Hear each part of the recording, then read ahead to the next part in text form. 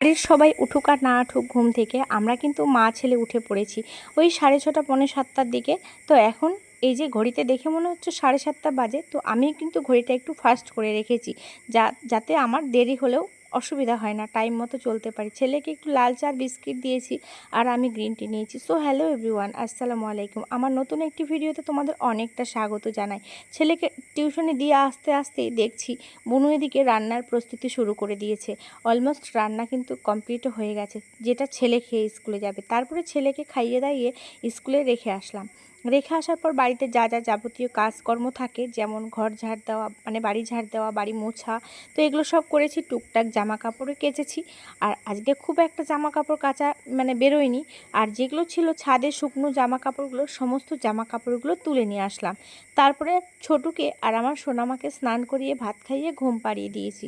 যেহেতু এখনও অনেকটাই সময় আছে, প্রায় ওই 11:15 মতো বাজে, বুনু স্নানে গেছে, তাই ভাবলাম আমি ফালতু বসে না থেকে, সময় নষ্ট না করে এই কাজটা করে নিই। কারণ এই জামা কাপড় ভাঁজ করা কাজটা আমার এতটাই বিরক্তিকর লাগে, কি বলবো। যদি একবার জমা করে রেখে দিই, তাহলে ওটার ওপর যে কত দিনের জামা কাপড় জমা হয়ে যাবে নিজেই কল্পনা করতে পারবো না। তবে আগের ব্যাপারটা অন্যরকম ছিল। আগে যেহেতু নিজের বাড়ি ছিল, 3টে বেডরুম ছিল, তাই একটাতে এক কোণে রেখে দিলেও খুব একটা অসুবিধে হতো না। আর এখন তো দুটোই বেডরুম, তাই জন্য জমা করে রাখাও যায় না, আর দেখতেও কেমন যেন একটু দৃষ্টিকটু লাগে, তাই না? তো এক এক করে আমার জামা কাপড়গুলো ভাঁজ করা হয়ে যাচ্ছে।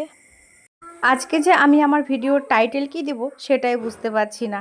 তো যাই হোক, তোমাদের যেটা মনে হয়, যেটা ভালো লাগে, সেটা তোমরা একটা টাইটেল দিয়ে দিও।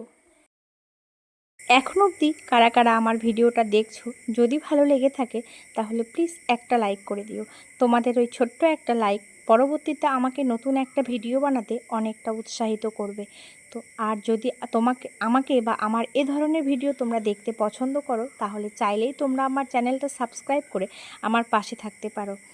তো যারা যারা সাবস্ক্রাইব করে দিয়ে আমার পাশে আছো, তাদের তো অসংখ্য ধন্যবাদ। তো যাই হোক, যেটা বলছি, আমার তো সাবস্ক্রাইবার অনেক দিন আগেই পূর্ণ হয়ে গেছে, কিন্তু ওয়াচ টাইম কিছুতেই পূর্ণ হচ্ছে না। তারপরে দেখাবে আমার সোনা মাম্মাম সার্কাস। আজকে এই পর্যন্তই, দেখা হবে নেক্সট